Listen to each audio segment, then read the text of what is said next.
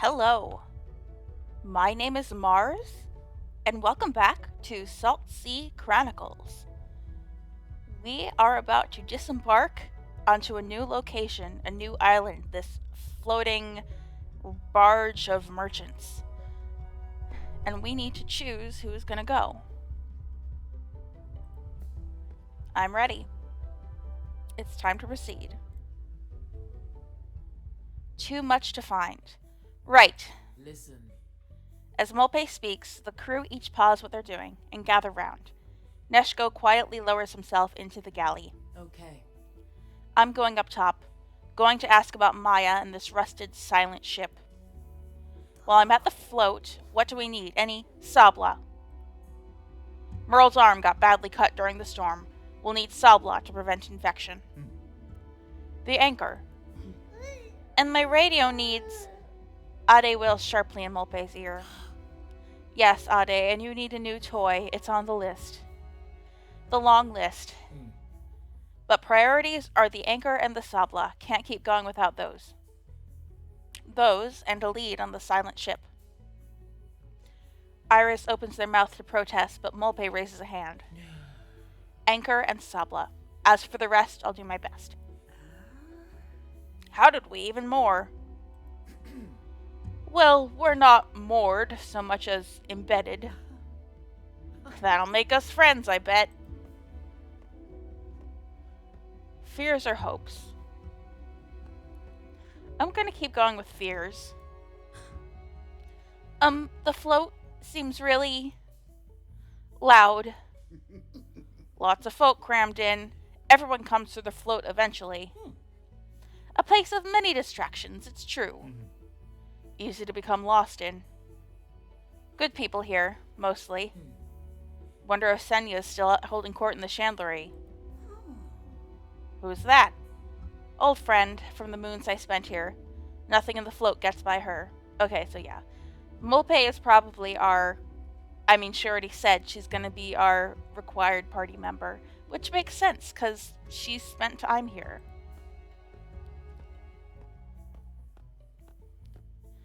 We could ask Molpe for stories, but I know she's not one much for stories. All those people, how does it work? Is it true there's 1,000 ships? Course not. 300 tops. Iris swallows. That doesn't seem any better. Okay. Right, who's coming? I'm afraid I am somewhat incapacitated. Maybe next time? Yeah, they're too scared of how many people there are. Don't worry, Iris. Someone should remain to assist with repairs. Iris nods gratefully. Molpe turns to Neshko and Stu. One she knows and trusts, the other, well... One of you then, come on. Molpe is a long way off trusting Neshko. Okay, so let's learn about the floating gardens. It's a floating market. If it's been salvaged in the Saltsea archipelago, you can find it here. Don't ask why the gardens were separated. The float will trade for anything. However, since the separation, the gardens have a monopoly on plant-based concoctions, so the float is where we're going to find the anchor, and the gardens is where we're going to find the... What was it? I already forgot. Salba. Something like that. Everyone is from everywhere here, so the main language is Plata. Okay. So, Molpe is taking charge. Besides, she's recently spent some time on the float and knows her way around. If a ship has passed through anywhere near here, they'll have been seen at the float. And she speaks Plata. So, Stu. Diver Stu has brought many a submerged treasure to the float in her time. We shouldn't forget to get some supplies, and Sabla from Roll's arm too. And she speaks Plata and Esterly. Neshko speaks Plata.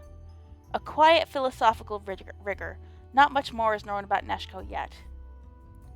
There's something comforting about the anonymity of a place people mostly pass through. So, the question is... Language isn't an issue, because everyone speaks Plata. Do we want Molpe to be comfortable here? Do we want her to spend some time with Neshko and hopefully get her to trust him more?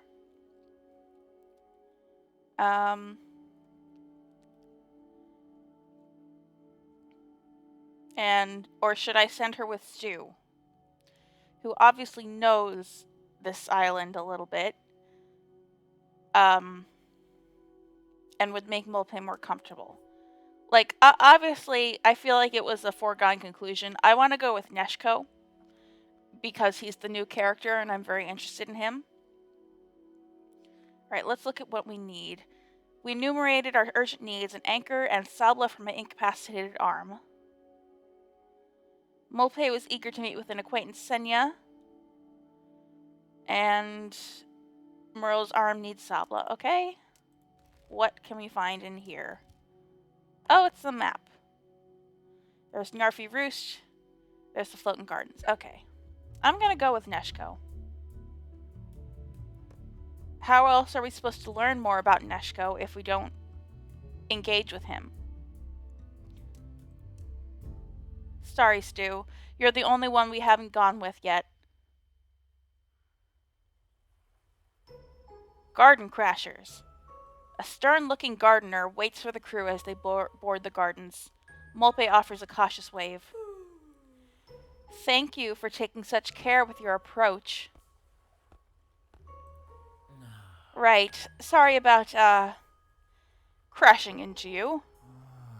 Is there anything we can do to help? The silence is broken by an ominous creak. DeKelpie's mast seems to be listing to the left. Tell the truth. We were sailing hard from Yarfi Roost. The storm took us by surprise. We also have an injured crewmate. Molpe looks around at the rich vegetation. You must grow Sabla? Seiko takes her time replying. Could be. Sail with the wind, which means keep following this to its conclusion, or change tack, which I suppose means change the subject. Let's ask about the anchor too, if that's what this means. We'll go then. Okay. Molpe starts to walk away. Wait! I can help you, if you help us. Molpe cocks an eyebrow. Ade tries to follow suit, then sneezes. Oh my god. The baby is with us too. Look at them. They look like a little plush toy. I want to squeeze them. Baby sneeze. My colleague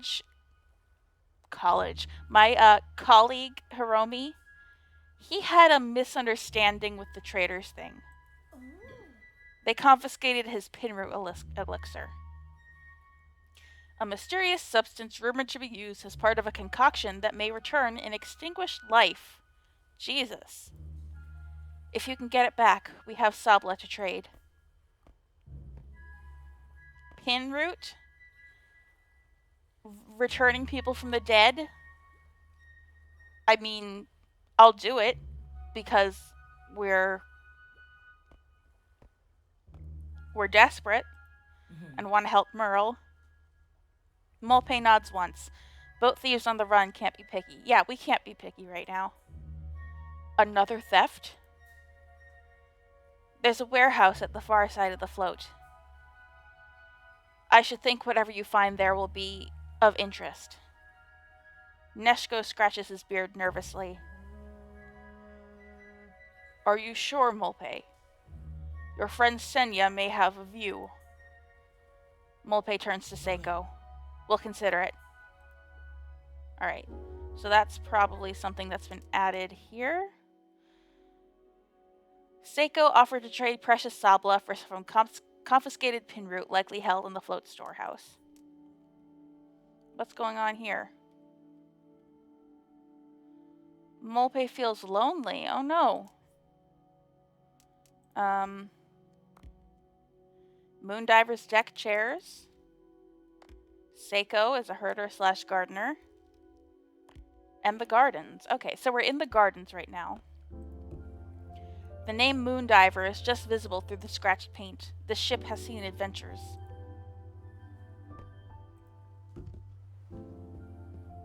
Unnatural abundance. The gardens are overwhelming in their greenness. Flowers, shrubs, and trees grow from every corner. Oh, I just realized, did I make Molpe feel lonely by sending her out with someone she doesn't know? And if Stu were here, she would make her feel better. Aw, dang it. Well, can't change that now. Neshko sticks his nose deep into a large purple flower. This place. Seiko is keeping a distant eye on them to make sure they don't do further damage. How do they make them grow so abundantly? The soil can't be. I've never seen a fertilizer be this effective on shallow soil. Something's off about this place. Ade grabs at a plant covered in soft yellow beans, burbling merrily. Between the moon diver and the gardens, a rope bridge twists and turns with the rise and fall of the waves. Bubbling and crunching sounds are coming from deep inside the hull. Is someone down there? The forest is verdant, luxurious. How these trees can grow in such shallow, salty soil is a mystery. The plants in these plots are lush. Too lush, perhaps. Well, they really want me to believe something fishy is going on here. Culinary exchange. A spicy note wafts above the forest's earthy scent. Bark heat. A spindly tree with extremely potent bark, shaving just a little on your food, gives it a real kick. I know I would love this stuff. Brews into a fiery spirit.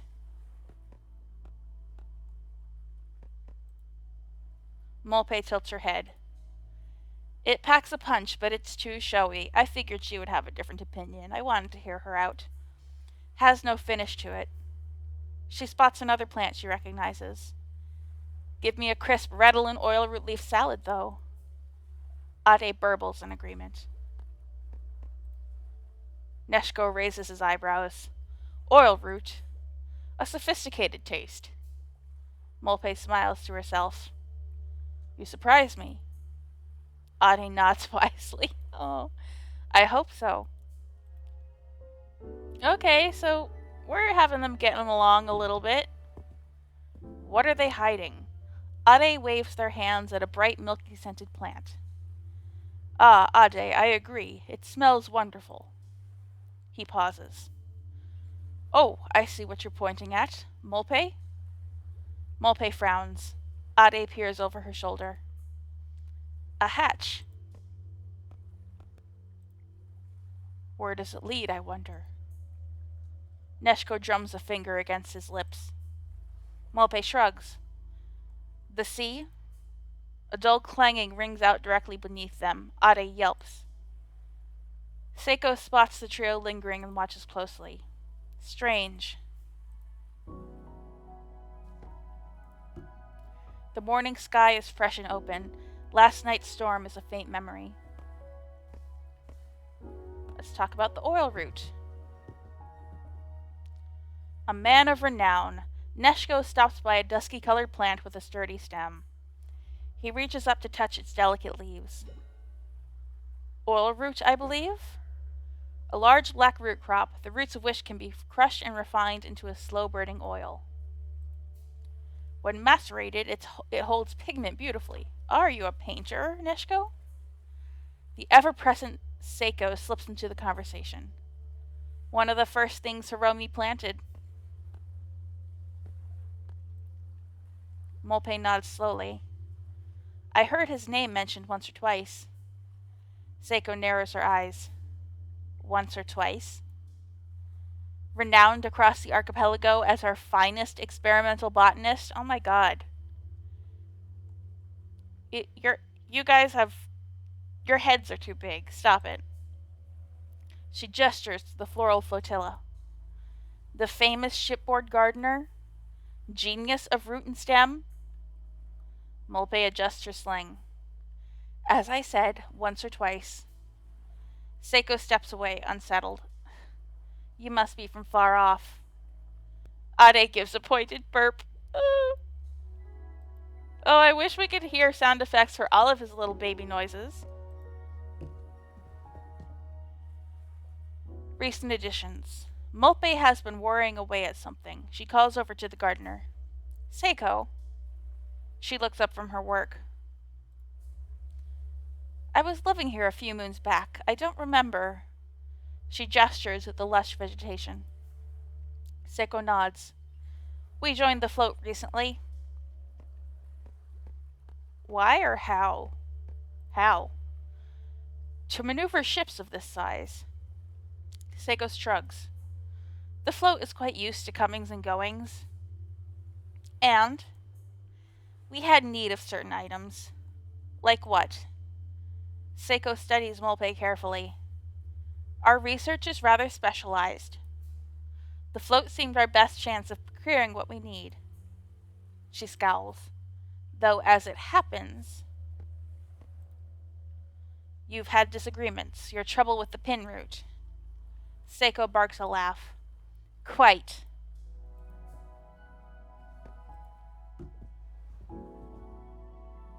Molpe peers intently at a tall plant with broad leaves. This is a Sabla. A proposition. Is that Sabla? A common and broadleaf plant which, when pulped, is both antibacterial and analgesic. I'm not... Let's just take it. We don't need to get ourselves involved in this mess. Seiko strides over. I can see you, you know.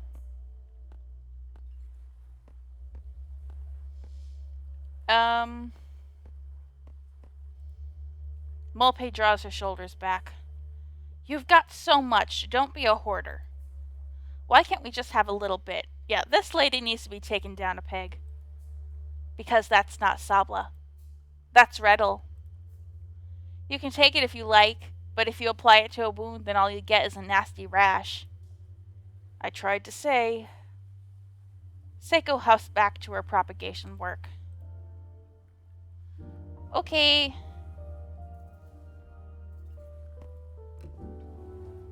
So, over to the float, I guess. The sounds and smells of the waking float drift over the many boats. Songs and spices, traders' warning calls, sizzling pans, languages from across the archipelago. Seems busy, very loud. You get used to it. You visited before? I lived here for a year or so. Neshko breathes in the rich aromas. So many things vying for your senses, which is why Iris didn't want to come. Sensory overload, I bet. Listen. It was the most people I'd ever seen in my life.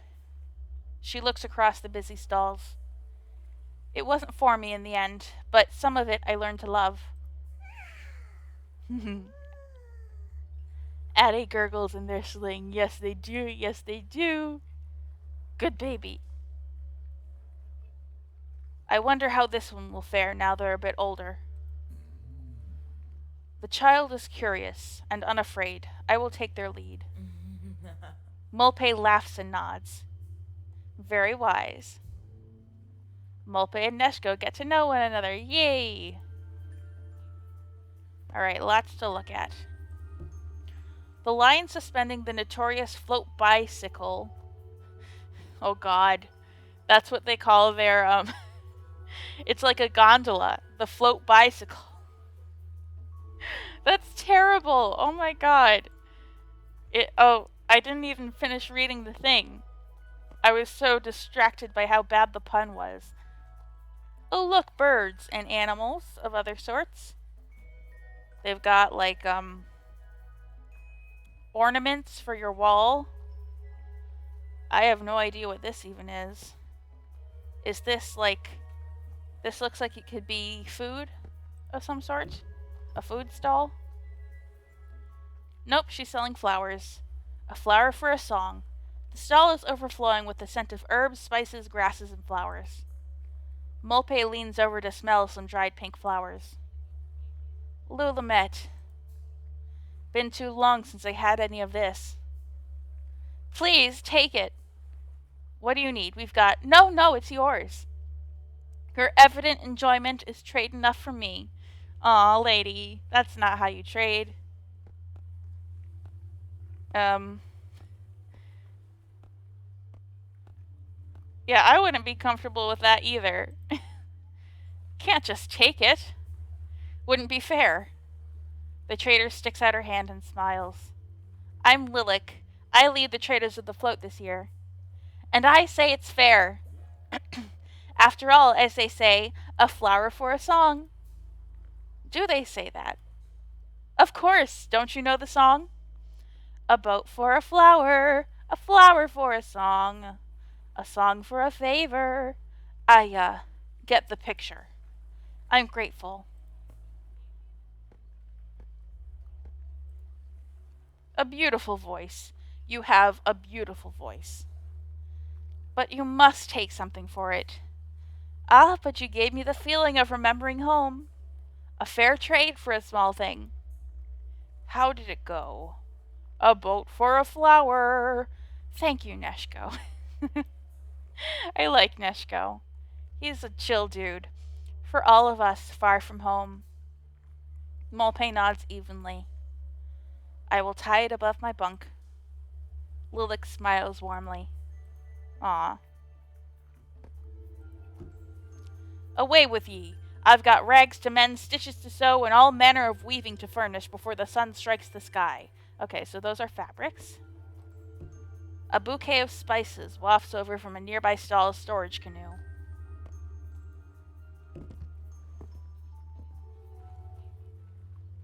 Oh, the thing said, is that a net? She chose to leave. The Galleria's trader is reclined in her chair, eyes closed. Dream sailing or merely sleeping? Neshko has a thought. I feel as though I recognize her. Ade grizzles sadly in their sling. You do. Though you won't have seen her in person before. Oh. The portrait at the wing. Annette? But Simon, he seemed to think. Right. I knew her first when I lived here. Gave me a shock when I saw that portrait. I was lucky one of the islanders took me aside, or I'd have spilt the sunshot. I'm curious about them both. Why Annette left, and why Simon is so deep in denial, but I don't know. Let's not gossip about her. While she's right here. Oh, Simon. Doesn't he know? Molpe is coming at the story from a new perspective all of a sudden. I suppose. I thought I understood it. You can't always tell someone you have to leave. Oh, so she lied to him. She said she was coming back. She doesn't continue the thought. Neshko scratches his beard. I'm sure she had her reasons. Are you talking about Annette, or... Neshko looks away. I can't imagine how it feels. Who else would he be talking about? Maya? A former lover of his? Ade reaches out from their sling, giving a little cry. But if there's anything I can do... Molpe thinks for a long time. Annette made her choices, and it's not for us to interfere. They leave the still figure of Annette behind. Alright, they're getting to know each other more. Good, good. Ade points out beyond the guardrail. A small flock of yakas flits past, chattering.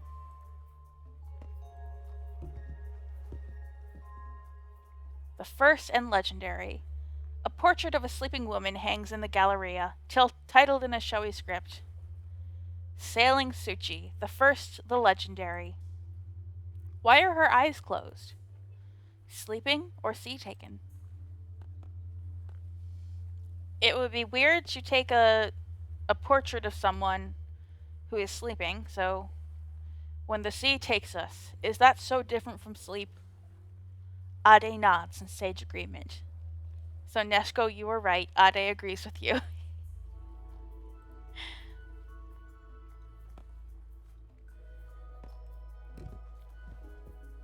Oh, big place. Big, big place.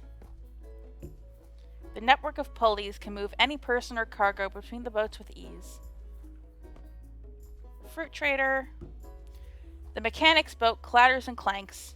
At each loud crash, a greasy head pokes up and quickly ducks back down again. The scent of wax carries on the air as cranking, clattering machinery belches out smoke. Oh, I see the place where we're probably going to play spoils later. People holding cards. Oh. There's where we enter the chandlery. Okay, we can go around this way.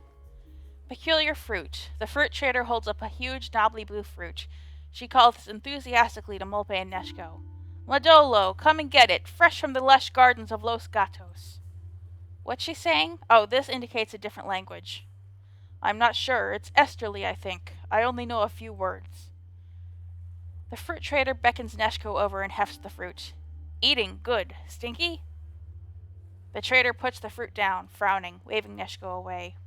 Perhaps I said something wrong. Didn't like the look of that fruit anyway. Okay, so there's our first look at new languages that we'll see.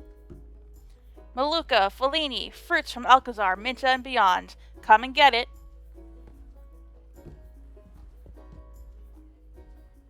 Racing the trade, Molpe spots a huge jar in the mechanic's stall. A cacophonous clanking comes from below.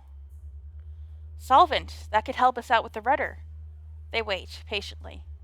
Hello? The mechanic emerges from the chaos of the stall with a smile. Sure, I can spare a job for you. And I'll even throw in one of these. They brandish a small metal disc with a hole in the center. What's that? It's a coin. Made it myself. Common pre-flood collectible celebrating famous persons or creatures of the area and the locale they originate from. So it's not money necessarily. Coin? You can swap it for things. I read about them in a real book from before the flood. Pretty, isn't it? It's shiny, for sure. So what? I can trade your coin for anything. Small, convenient, goes on a string. And for the solvent, that stuff, just take it. So long as you also take this and spread the idea. They flip the coin in the air, then hand it to Molpe. Molpe takes it and shrugs, glad for what seems like a good deal. You do repairs as well, right? Winches, wheels, tinker with the odd radio, small stuff. What's your problem? What isn't? There's damage all over the ship. Radio's a mess, too. Oof, nasty. Reckon that's beyond me. You'd be best off sailing to Seesow, half a day's sail east. Might be someone there that can help patch up your comms. East? There's Martin out that way. I've never seen their spring nests. He smiles to himself. I wouldn't know about that. Ah, but Seesow, that's where you want to head for any radio work. See if they'll take my coin. What do you think, Ade? Ade gurgles mysteriously and snuggles into their sling. Beef patties. Fried beef patties with barkeet sauce. How much heat can you take? A contented young fisher dangles their feet in a gentle dance as they whistle a tune for their catch. Alright, so the chandlery is over here, which is where we'll find Molpe's friend, I'm sure, but let's explore all the way out here first. Oh, this is where the guard is guarding the stuff for the Sabla. Stay away from there. If a wool kit follows you in a dream, it's a good omen. Or is it bad? I can't remember.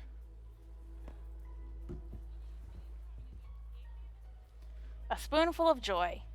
Nestled among a pile of rusty junk, a bright pink spoon glistens. Ade stretches a chubby arm out to it. Ade, that's not a toy. Ade disagrees. So Ade's right then. And yet... Oh, all right. Molpe picks it up, gives it a wipe, and hands it over. Ade starts gumming on it immediately. The spoon was destined to fall into their little hands. Molpe grimaces. Let's hope it lasts longer than the last plaything. Alright, we got something for Ade. A shiny object catches Neshko's eyes. An astrolabe. Beautiful. Technology far more ancient than the expansion. Astrolabes aid navigation via celestial observations. Neshko holds the astrolabe towards the sun with one eye closed. Pieces of it drop to the ground with a loud clatter. It was an astrolabe. Molpe begins to gather parts. Don't move, if I just... The more she touches it, the more it falls apart.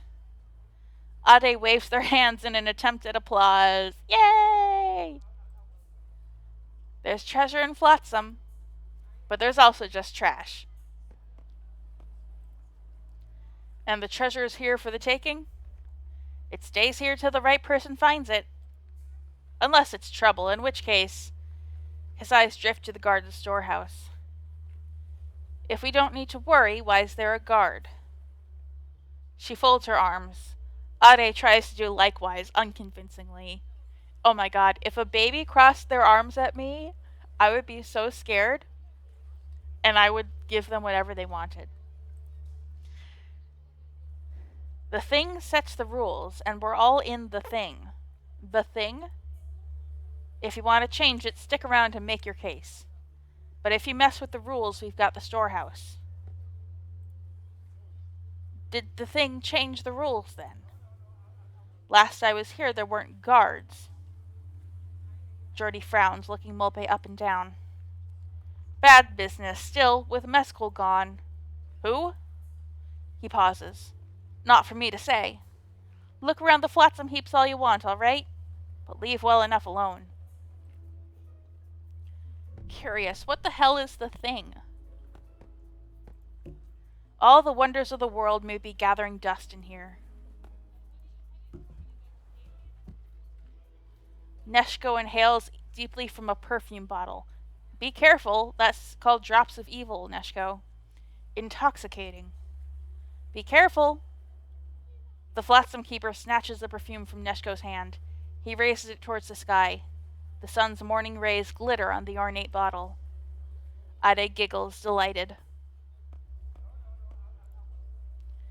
The scent is a work of art. How was it made? It's a strange and dark story. Geordie closes his eyes and clears his throat. Oh no. A man, Ishkael, collected a bag of rich Yalukan volcanic ashes. This was before the flood, when competition for minerals was fierce. He kept the bag close to his chest while he traveled across the whole Saltsea archipelago until he reached Fort Alcazar, which I think we've seen the definition for before, yes. Ade gasps, eager for the melodic flow of Geordie's words.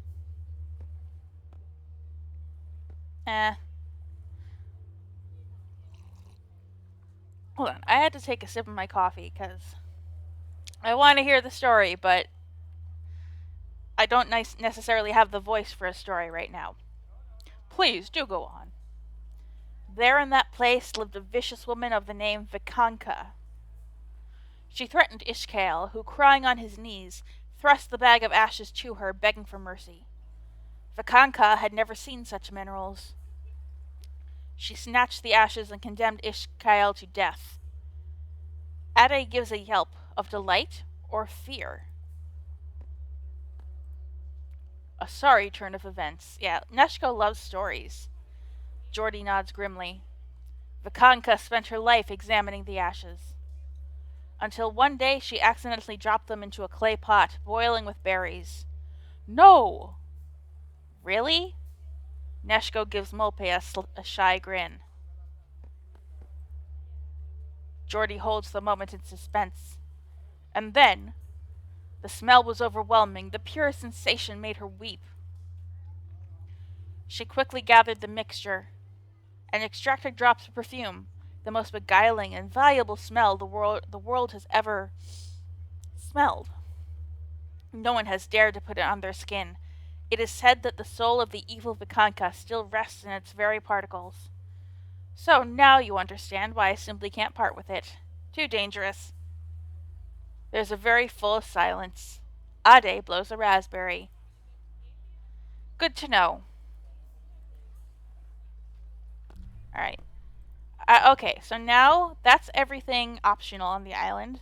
So the first thing we're gonna do is go see Molpe's friend. Because, yes, Senya. When they were talking about the Sabla and what they need to do to get it, they were like, Senya could help us. Maybe Senya has some insight into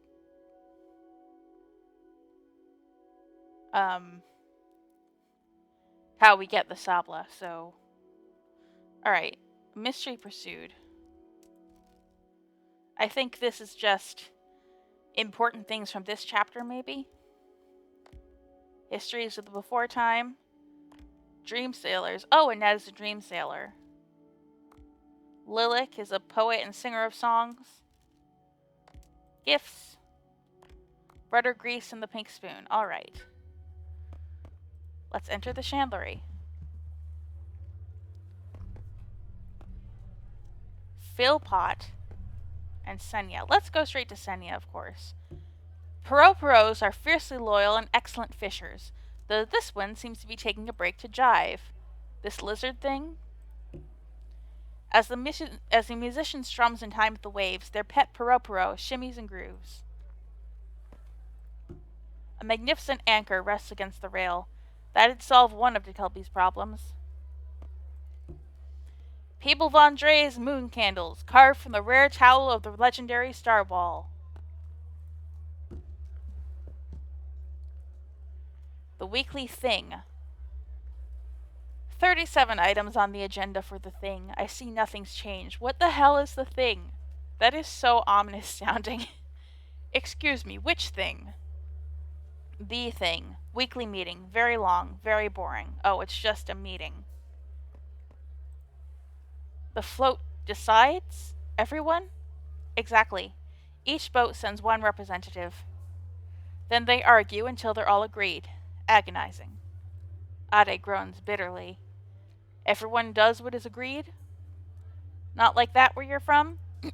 Back home, each does as they please and as pleases others. So where's your home? Oh, a small place, and a long way from here. I've traveled a lot. Try me. No, I'm sure it's too far. Neshko studies the agenda as if it were the most fascinating thing in the world. Alright, that might not have made Neshko seem more trustworthy to Molpe. Impossible. Must have cards up his sleeve. Never trust a chandler. What's a chandler? I think that's a candle maker. I might be making that up. We call that the prentice play.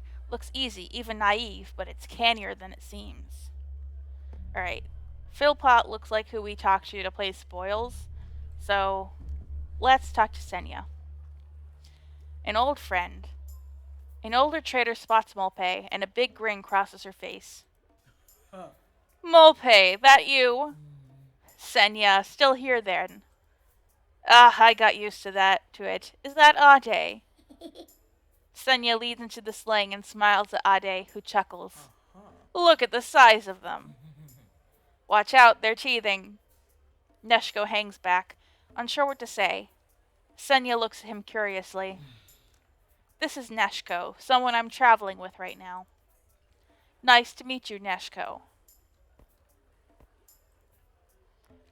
Do you remember when you challenged them to a staring competition? Who, the baby? Do I? I still can't see straight. The baby noises. Senya tickles Ade, who giggles in delight. I beat Maya easily, though. Speaking of whom, where is the scoundrel who snatched you away from us? A cloud crosses Molpe's face. She's gone. Vanished from Nyarfi without a word.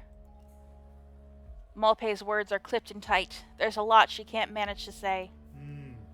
We're trying to follow. Have you heard anything of her?